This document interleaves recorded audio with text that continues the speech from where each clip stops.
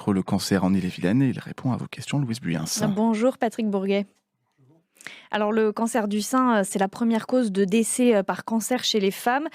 Pourtant, on sait qu'il se soigne très bien quand il est détecté à temps. On guérit dans 90% des cas. Est-ce que ça veut dire qu'il n'y a pas assez de dépistage ? Alors en fait, vous savez que Octobre Rose est consacré au cancer du sein.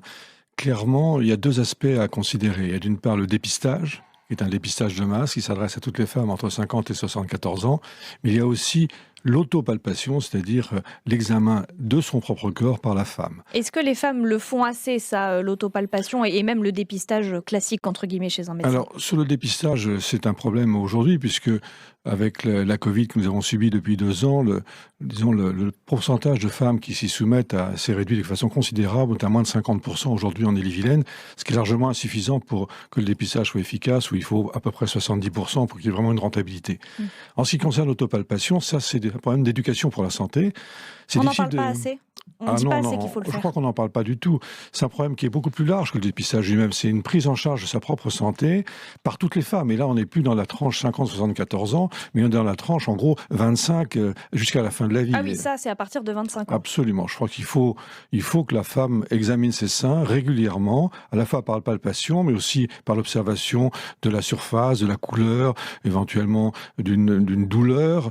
Ça, c'est un examen qui est personnel, qu'elle doit réaliser en gros une fois par mois, spontanément. Et s'il y a une anomalie, elle consulte son médecin généraliste.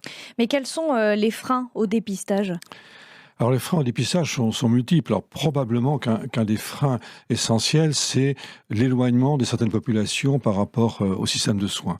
C'est un mystère pour personne qu'il n'y a pas une homogénéité de la population, qu'on soit par exemple l'opposition entre campagne et ville, mais aussi certains quartiers de la ville, dans lesquels les personnes sont soit en précarité, soit traditionnellement pas très proches du système de soins. Donc c'est des gens qu'il faut aller chercher clairement pour les conduire vers le dépistage.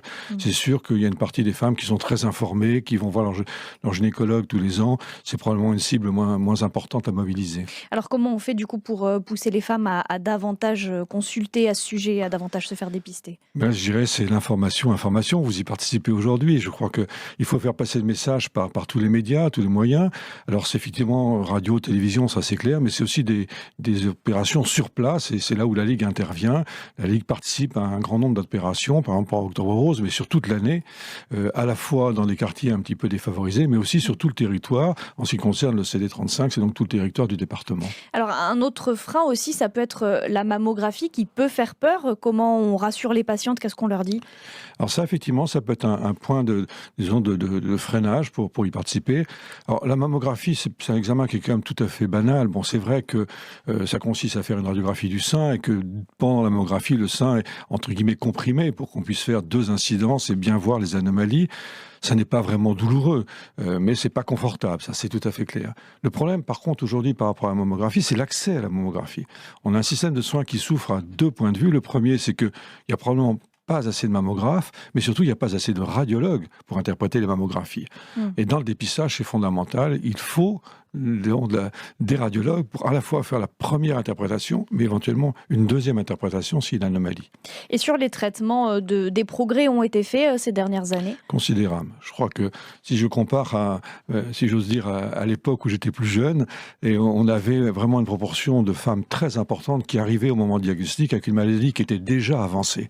Aujourd'hui, avec les opérations quand même de dépistage, mais aussi d'information, les femmes, ils sont plus sensibles, je pense. Et on arrive à diagnostiquer beaucoup plus tôt, c'est ça ? Absolument. On a une proportion de cancer dit précoce qui est beaucoup plus important. Et on sait qu'un cancer précoce est guéri à 90% des cas. Oui, alors, en matière de thérapeutique, par contre, on a fait des progrès aussi, ça c'est tout à fait clair. À la fois sur l'aspect radiothérapie, on a une radiothérapie qui est beaucoup plus ciblée maintenant, mais aussi surtout en termes de chimiothérapie au sens large, avec des thérapies un peu nouvelles, notamment les thérapies ciblées, qui sont très efficaces sur ce cancer. Des progrès aussi sur ce qu'on appelle les soins supports. Alors ça, c'est fondamental. Ça, c'est fondamental et c'est vraiment, je dirais, le domaine d'intervention de la Ligue. C'est tout ce qui concerne la prise en charge du patient en dehors du traitement de base qui est chimio, radio et chirurgie. C'est donc tout ce qui concerne à la fois le patient lui-même, mais aussi ses aidants, dans un accompagnement à la fois personnel, ça peut être psychologie, ça peut être socio-esthétique, ou des accompagnements en groupe avec des interventions de type activité physique adaptée, yoga, etc. Il y a beaucoup de sport, hein. Généralement, on en parle beaucoup au moment d'Octobre Rose, justement. justement des On en courses. parle, c'est normal, puisqu'on sait que c'est extrêmement bénéfique d'une façon générale sur la santé, mais c'est particulièrement bénéfique sur le cancer. C'est clair que la sédentarité est un facteur de risque pour le cancer, à la fois pour la survenue du cancer, mais aussi pour la récidive. Merci Patrick Bourguet d'être venu dans le studio de France Bleu Armorique ce matin donc pour nous parler de la prévention et du dépistage du cancer du sein. Je rappelle que vous êtes le président de la Ligue contre le cancer en Ille-et-Vilaine.